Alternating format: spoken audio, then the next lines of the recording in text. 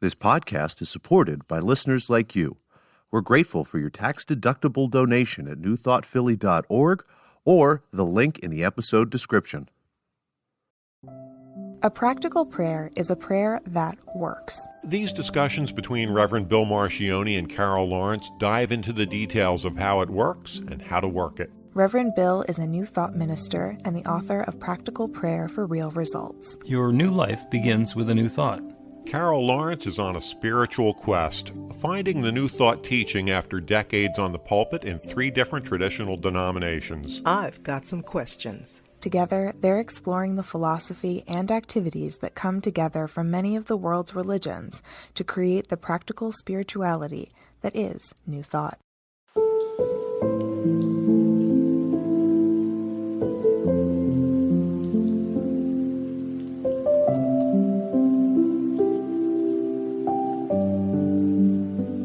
Welcome to the Practical Prayer Podcast. I'm Carol Lawrence here with Reverend Bill Marchioni, and we have some interesting conversation today. You have a hypothetical question, and you know that I generally don't like hypothetical situations because when we get into hypotheticals, we get stuck in our head trying to figure out the hypothetical and trying to figure it out. Whereas when we're talking about a real situation or a real issue, a first-person scenario, then we're able to connect with the feeling of it. And the reason that I do that is because when we're actually doing prayer work for somebody else, as we're trained as professional practitioners to be able to do prayer work for somebody else, the hugely important thing to do is to get to the purpose statement. What is the purpose of this prayer? And that starts out with a description of whatever's going on in the person's life and whatever it is they think they want to have instead, and turns into a very clear understanding of what they want to have instead. So if somebody is unhappy with their job and they say the prayer is to get out of that job, it's like, well, you can get fired and get out of that job, but that's not what you're looking for. What you're looking for is a better experience at work. And so what we're going to do is take that information that we have from that interaction and use that to pivot into what that new experience of life is that we want to have. And when we're in a hypothetical, there's always the danger of not really having fully fleshed out what the desired experience is. So the hypothetical is a story about something that we don't like, but there's not enough information to pivot to what we want instead. That said, let's have a hypothetical, and we'll treat it as a hypothetical. Are you sure? Are you sure we can do this as a hypothetical? I got you. Yeah. Okay. Yeah, we can do this as I'm a just hypothetical. messing with you. And what, as you were telling me before we started the program, is you've made it far enough in your life that you don't have a whole lot of issues that you have to dive in deeply personally. So 22 episodes in, we're going to have to start talking about other people or situations that we remember from the past in general, because the same things come up over and over again. Yeah, and so let me just be clear. It's like I don't want anybody listening thinking that I got it all figured out. No way. But after you've gone through life, and you've been around the block, like people say a few times, like a couple few times, decades of a few times. Okay, so it doesn't take as long to figure out. You say, I've been here before. I've seen this before. But there are things that come that are new and that do stump me. But it doesn't take that long to figure it out after a while. So I just want to be clear. I don't have it all together. And I do cry wolf sometimes, try to figure out how this goes. But if I settle myself and just, I have these magic words. Like Ernest Holmes says, God's mind is my mind now. Mm-hmm. And I remind myself of that. I said, okay, I got this. Just sit still, you'll get it. But just to be clear, I got to do that sometimes. Yeah. Okay. So. And by the way, anybody who says they've got this figured out and they're doing it all the time and they're enlightened and they're at the top of the mountain and they're inviting other people to pay attention to them, generally those people are faking it, because the people who are actually at the top of the mountain don't care about who knows it.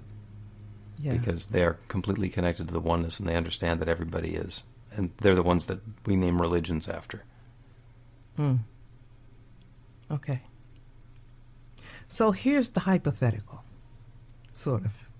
Okay, scenario one. Scenario one. I'm engaged a lot with entrepreneurs. And entrepreneurs are, in my opinion, highly gifted people. And they have ideas that come and just flood them. So in this one scenario, the person is not sure of their next step. They're very clear that there is a next step. They can kind of see it, but they don't want to let go of this security blanket that they have, their current job, on which they are well past time for retirement. Not age, but time in. They could clearly retire, but there's that fear thing. Should I let this go and go with the new thing? And so I want to hear what you have to say about that, because for me, I didn't think it was all that big of a decision. You know, God gave you a vision, you can see it clearly, go for it. But that's a personality thing, you know. Yeah, and there are a couple of different ways to approach that.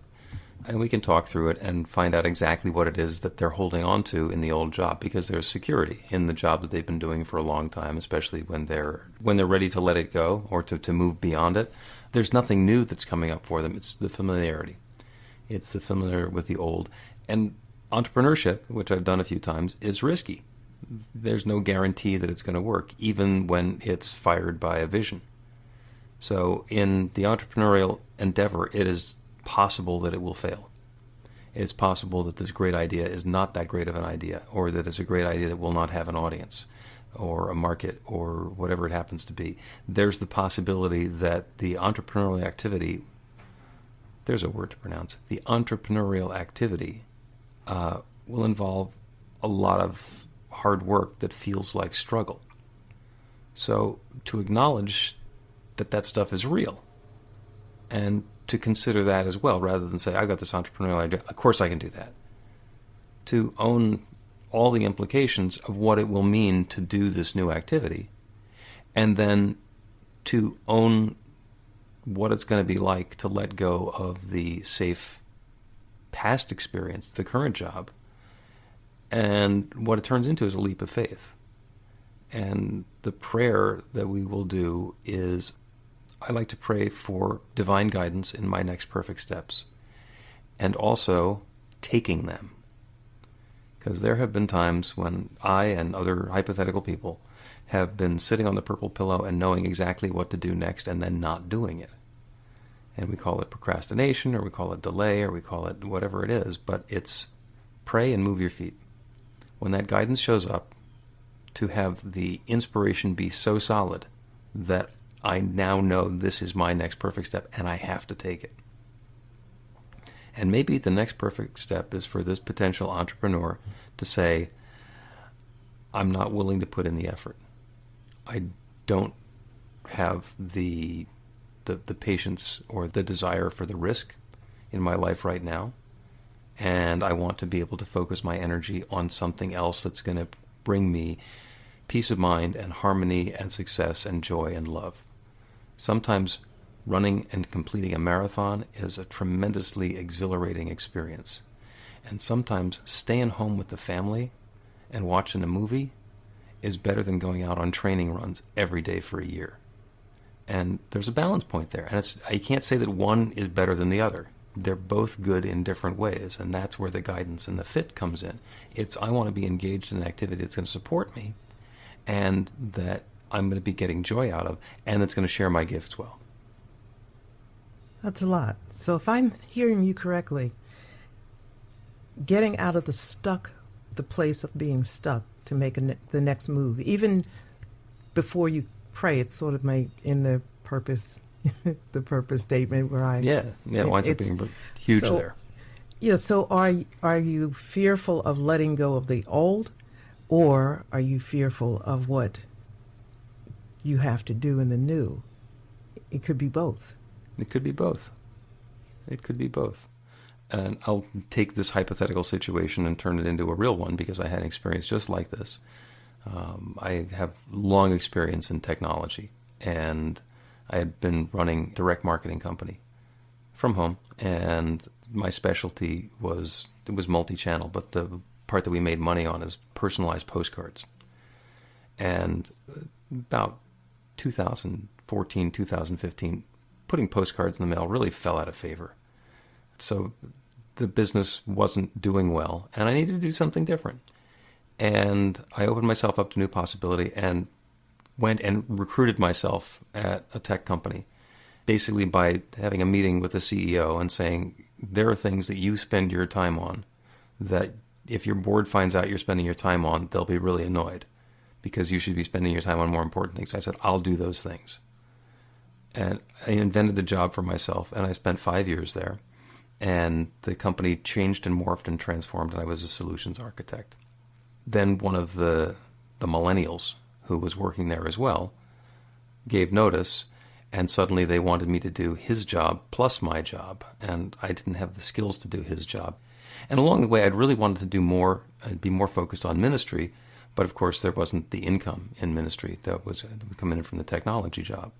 So I wanted to take a leave of absence so I could pursue my doctorate, and I had some other great ideas that I wanted to focus time on, and I wasn't able to.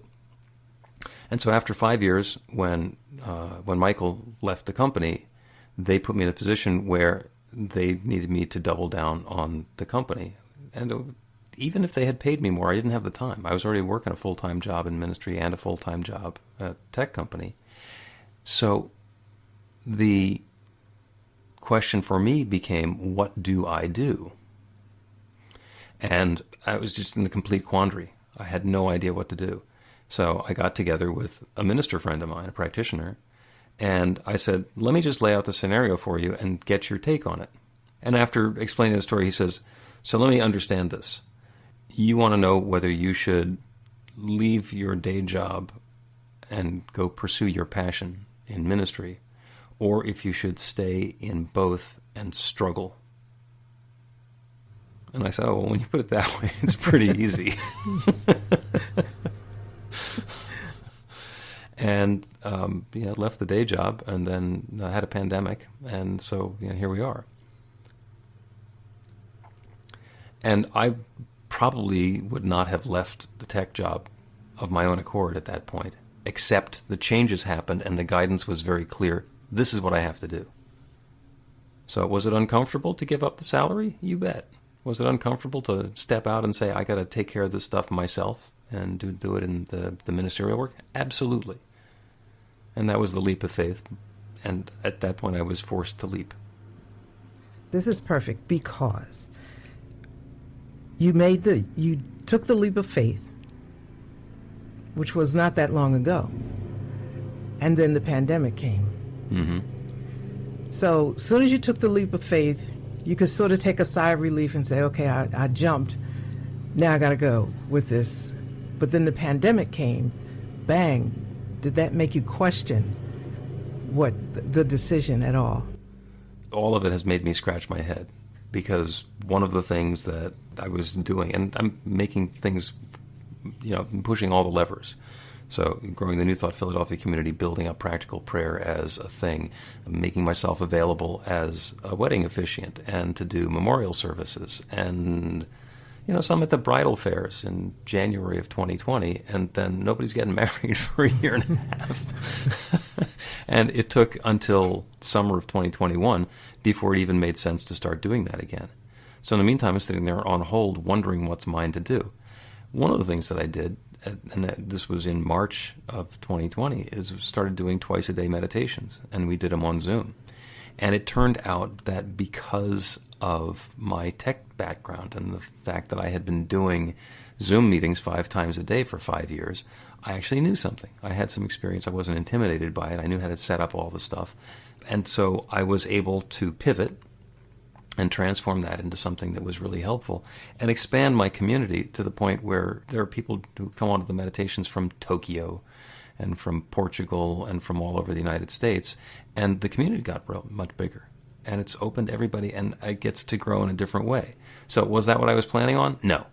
That is absolutely not what I was planning on. And I'm going to make it work anyhow. And see what happens as we come post-pandemic. So at that point where the pandemic came and you thought, well, I got to keep moving, then is it fair to say that these other opportunities came and you were prepared for them? That was an answer to the prayer that you prayed that maybe you didn't know that that's what you were asking for. Correct. Yeah. Correct. And along with the pandemic came pandemic unemployment assistance, which financially has helped tide me over and stretch out the runway that I had established when I left the salaried job. I identified how much resource I could put into making this successful, and it extended that a good long ways. So, good news, bad news. Let's take a break and pursue this some more. Hypotheticals. Hypotheticals are good because they're Well, mixed. you just got me to tell a real story out of a hypothetical. But yeah. You can put practical prayer to work in your life, and Reverend Bill Marcioni can help. He is offering an online class that teaches you to create your own practical prayer in 5 weekly 1-hour sessions. The final hour brings your practical prayer together, anchored in live original music by a notable New Thought musician. Practical prayer is based on the most effective prayers found in religions and spiritual practices all over the world. Use it to deepen ever more fully into the truth of your spiritual nature. It's the core of a transformational spiritual practice that's simple, even if it's not always easy. Reverend Bill is also available for private spiritual counseling prayer sessions. Together, you'll lean into the challenges you've experienced in life and explore the transformation that's possible through practical prayer. You'll uncover old, hidden beliefs and uproot them to make way for the life of your dreams. Everything you need to know is on the website at b-v-light.com. That's b-v-light.com.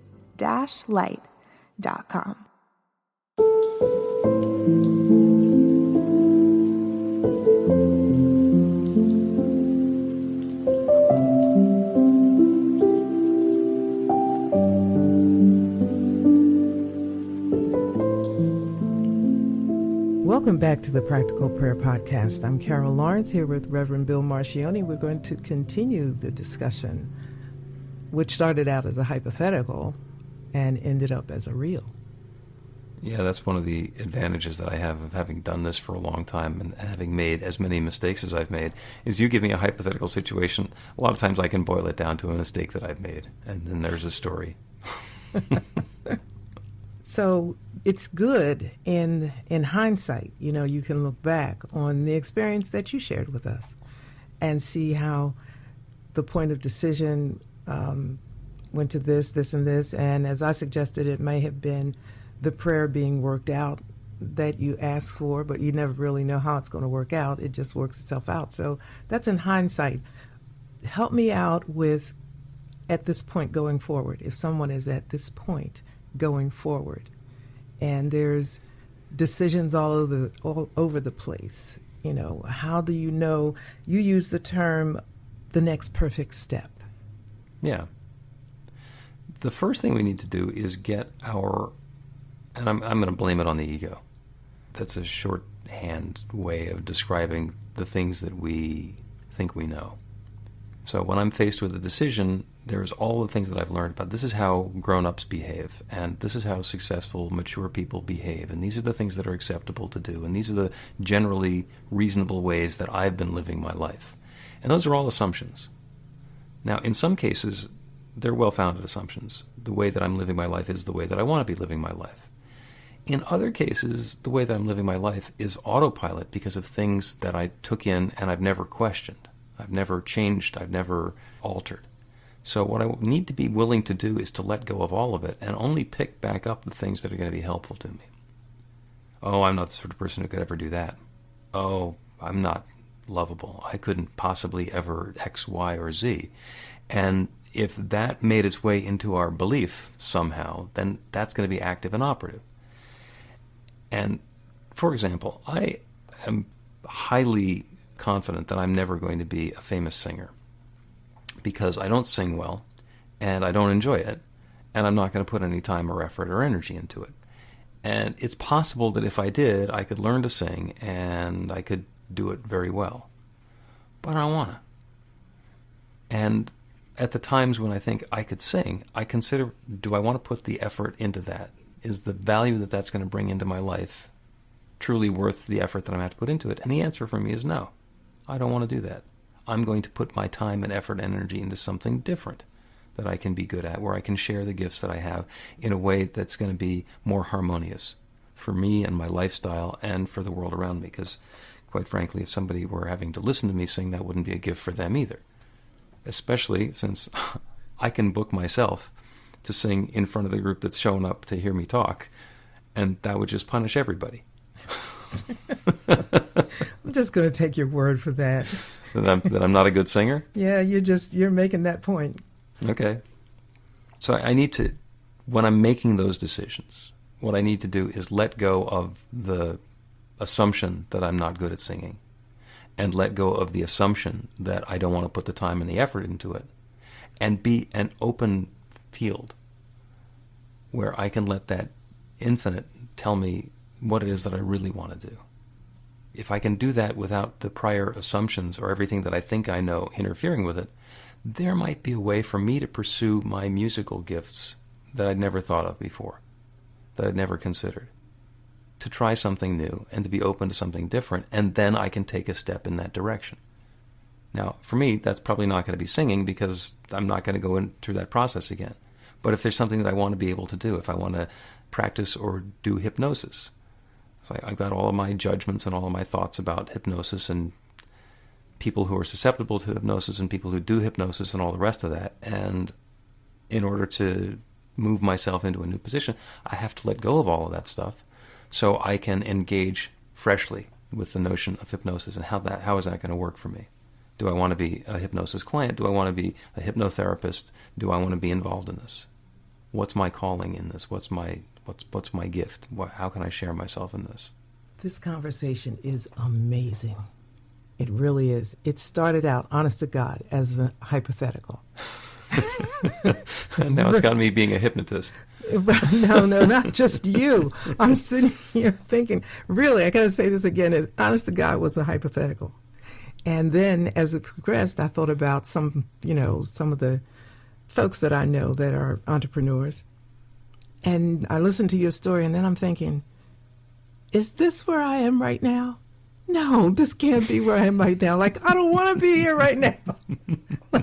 I don't want to be here right now. But because I just wanted this. But you said some magic words. You said, open myself to possibilities of thus and so. And I think that's a great thing, open yourself to possibilities. But I'm like, really? I got a lot invested over here. New possibilities. What could that mean? Mm-hmm. We got to... And also letting go of the old stuff, because you got to make some room. You know what? I'm going to stop hanging around you. No, you're not. You're addicted.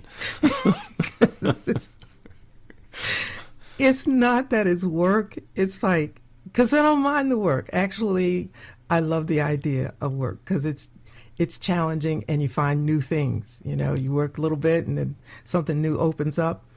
But then this idea you just said, like, new possibilities. And I'm like, okay, I've heard that before. New possibilities in what I'm doing.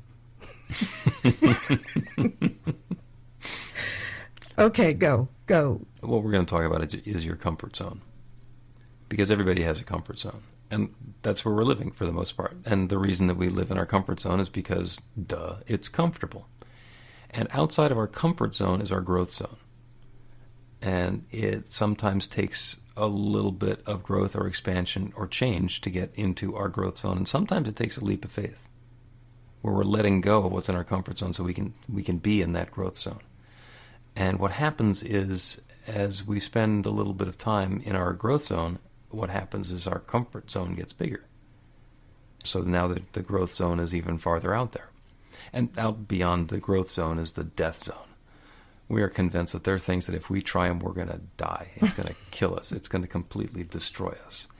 And as long as we believe that, it's true. And there are ways that we can engage with those possibilities and expand our comfort zone to the point where we're doing stuff that we used to think is in the death zone. And that process is growth. And that can happen either through pleasure or pain. We can be pulled by passion or pushed by pain. Something is going to get us to jump out of the airplane and try skydiving. And it might be the thrill of skydiving, and it might be the fact that the plane is going down in flames. It winds up being a very similar experience with a completely different motivation. I get that. Yeah, yeah. You know, my son spent a couple of days with me last week. He's 35. He says he's not a millennial. I don't know.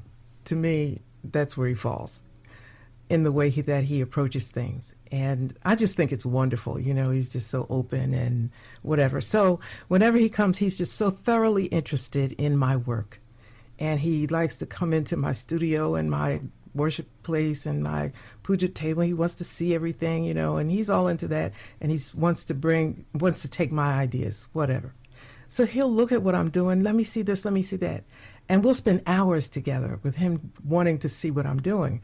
And he'll drop, you know, they say drop bars. That's the new language, you know. He'll drop nuggets of things that I need to try. And I'm thinking, you know, man, this looks good like right here. You know, hey, I don't know if I want to do that. And then he'll just give me all of these strong reasons why you should. And he does it so enthusiastically. So it's like I can't not do it, you know, because this is my baby that I said, you know, there's nothing too hard for you. And he told me at 5, you can't be afraid to try new things. So this is my little weirdo kid. And so we're cooking up stuff together. And he'll leave and say, okay, I'm going to check on you. And he will, like 6 o'clock the next morning, he wants to know what I did. So I'm programmed, right? I'm trying to get this thing done so that when he asks for the report, I can do it. And I'm doing things that I can't figure. I'm doing it and learning it along the way, figuring it out as I go, not wanting to do this. You know, My comfort zone is here. This is nice. It's not working, but it's nice. Right. So that's interesting because you brought me right into that. I hadn't thought about it in a personal sense until this moment. But yeah, pushed out of my comfort zone, and then it's making me more comfortable. You know, so I've been doing what he said for a couple of days, and now I don't feel so uncomfortable anymore. It's like gotten comfortable. Mm-hmm. And you'll wind up in a situation or in the circumstance, the experience, where instead of it's something brand new and I don't want to try it because it's outside my comfort zone, now it's inside of my comfort zone and I can let go of my resistance to it, and I also can let go of my attachment to it. I have to do it because my son told me to. It's like, okay, now it's mine. Do I want it? So we let go of the judgment, we let go of the attachment, and that's where Spirit tells us, you can do this, and you don't have to. Yeah, oh my goodness. Anybody that's listening, I hope you're really listening, because this is not a script. This is so real. You know, like I'm feeling this right now, right in the middle of it right now. And I know that, you know, around noontime today, he's going to call. You know, there's already some text on my phone, and I just ignore his text, but he's going to call and say, I saw what you did. He's going to, you know, but you got to do this, you got to do that. It's always moving forward, and it's really great. I would have never thought of it, the next perfect step. The next perfect step. And the next perfect step is there when we realize that we don't have to figure out what it is, that still small voice knows what it is, and our job is to get out of the way. That chatter going on in my mind, there's this committee, it's like it sounds like there's dozens of voices all talking at the same time. There's no way for me to hear Spirit's guidance over their chatter. And there are times when they're chatting up a storm, they're having a big meeting, they're making decisions. It's that, who's thinking this stuff? That's not even, I'm not involved in this meeting. Why are you having it in my head? Yes, absolutely. So dismiss the meeting. Say, thank you for your input. You're dismissed. I'm gonna let Spirit tell me what we're gonna do next, and you guys are gonna follow along, whoever the hell you are. Excellent. Yes. You put it perfectly. Yes, I've been there. I've had to dismiss those meetings. They keep coming back, though. Well, yeah. Yeah, it keeps you on your toes. Gives you something to let go of, because if they were never there, then you wouldn't be able to clear your mind of them. Well, I have an advantage. Like I say, some things are personality things. Like I'm a control freak. So if the voices are talking too much, it's like, look, I'm in control here. You got to shut this down, right? It's not a meeting. This is my thing. Out. But I'm not always quick to pull that trigger. Sometimes, but not always. Well, yeah, because those are the voices that help us figure things out. Yes. I still got to go back to, you say these one-liners, they just blow me away sometimes. And they put things exactly right on track. The next perfect step. And for me, that is, well, I don't know what the hell the next perfect step is. And that's the best place to be, because then you got to say, look, Spirit, like, speak. Show me something. I got to see something. Or I'll sit still and say it's going to come. But that's like the pivotal point, the next perfect step. So, love these one-liners. I got a whole, list of them that you do. Well, let's take a break, and when we come back, we will do a prayer for divine guidance in the next perfect step. Sounds great to me. Learn to put practical prayer to work in your life. The steps are simple to learn and let you begin to get real results to create the life of your dreams immediately. Reverend Bill Marchione's widely acclaimed book, Practical Prayer for Real Results, gives you a clear summary of the New Thought principles behind practical prayer and the series of easy-to-understand steps found in the most effective prayers from religions and spiritual practices all over the world and throughout history. Practical prayer is not a replacement for your religion or practice. It's a technique to make the work you do in consciousness even more effective. The book includes 40 prayers on various topics that you can adapt as needed and use as your own. Practical Prayer for Real Results is available in paperback, Kindle, and audiobook on Amazon or at b-the-light.com. That's b-the-light.com.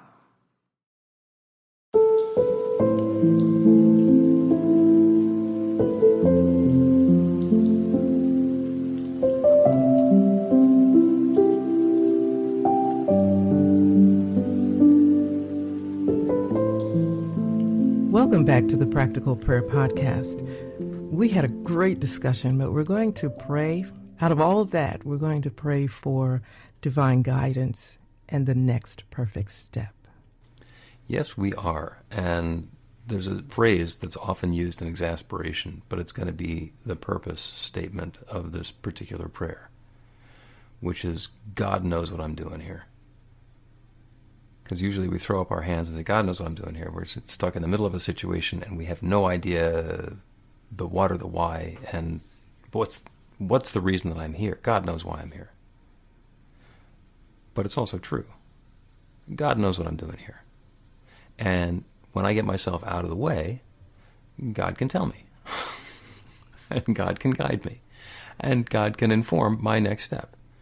And then I get to take it. And I don't need to be able to visualize my way all the way out of the forest. If I'm lost in the woods, all I got to do is get a direction and take a step. And the divine will guide me and my feet will carry me. And that's the way that the perfect steps take us to our destination.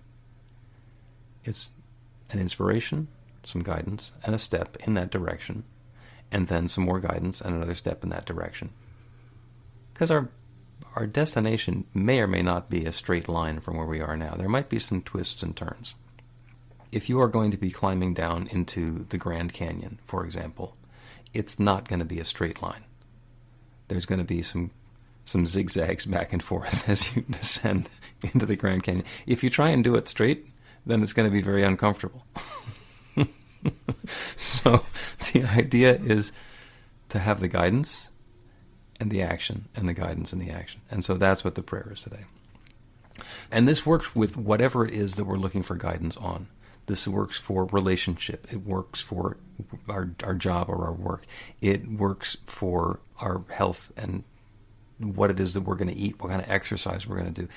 It works in every area of our life, including our spiritual practice. As long as we can get ourselves to a place where we can accept and understand the guidance, then we can let the infinite inform us whether or not a sitting meditation is going to be good for us, or doing a yoga practice is going to be good for us, or a walking meditation, or an eating meditation, or chanting, or whatever it happens to be.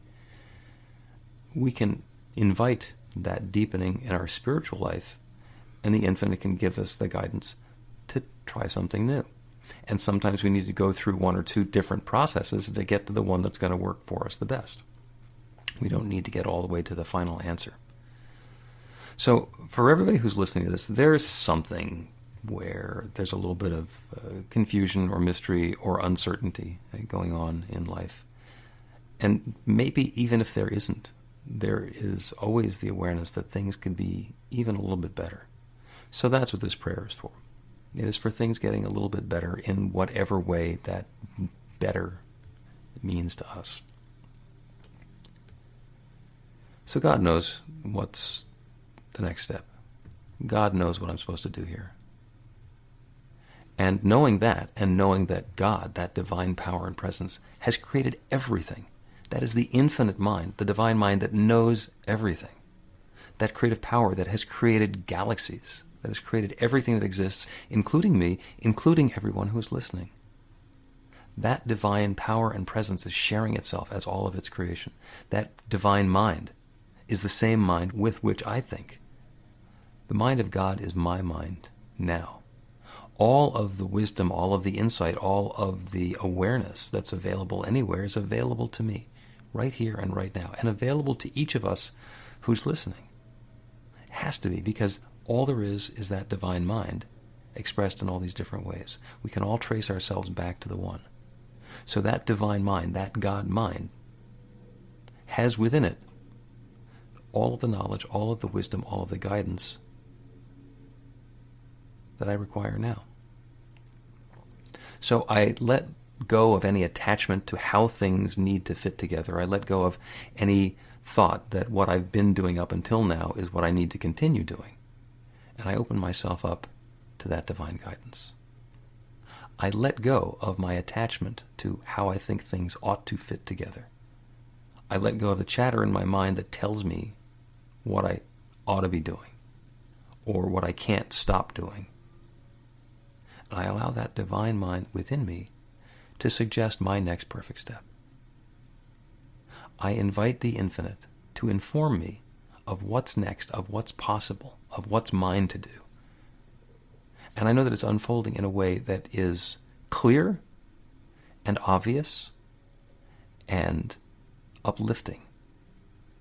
There is not pain and sorrow and struggle that's involved, even with the challenging things that might be coming up. There is the very clear awareness that this is my next perfect step. And any time I go through this process, as I let go of the thought that that next perfect step is my next perfect step, if that in fact is my next perfect step, it comes back even more strongly, even more clearly. I am informed of exactly that which is mine to do, the way that I get to share my gifts and skills and talents in a unique and new and wonderful way. The infinite guides me, and each of us. And we follow that guidance. We accept that and allow that to guide our next actions. We take the steps that we are guided to take. And from that new perspective, that new place that this step brings us, we get to repeat the process and allow the infinite to guide us again. And that's the partnership, as we allow that divine guidance to work. Because God knows what we're doing, and it's ours to do. And as we do it, we get experience in it, and then God knows what we're doing next. And this is how growth happens. This is how love unfolds. This is how insight is shared. And this is going on right now for me and for everyone who is listening. And I'm so grateful for the wonderful way that it's showing up. I'm so grateful to be able to start with that openness and allow the infinite to guide and support and empower this wonderful new experience. And so with this feeling of thanks, I speak this word of intention and I release it into that creative law, the same one that has created everything. It has created galaxies. It has created everyone, everywhere. It's now creating this. And so I let it be. And so it is. Amen. That was great. It happened again, though, but I'm getting it with you. There is not going to be a let us pray, right? I know it. So when you start to talk, I just stop and listen and say, there it is, he just started. And I go with it.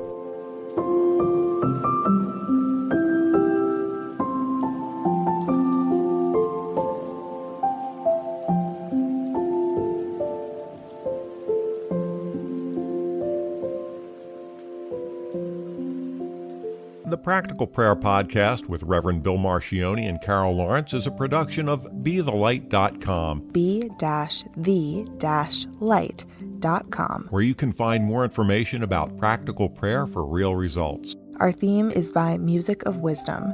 You can learn about the spiritual community of New Thought Philadelphia with daily guided meditations, Weekly celebrations of spirit, and Reverend Bill's classes in practical spirituality at newthoughtphilly.org.